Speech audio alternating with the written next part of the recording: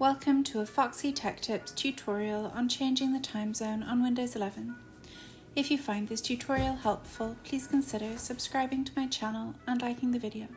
From the Windows 11 desktop, go to the search bar at the bottom, search for Settings and then open them.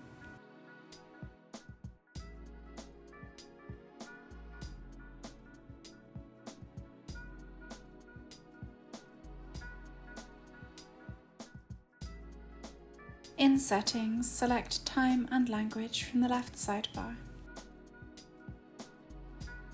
From there, select Date and Time.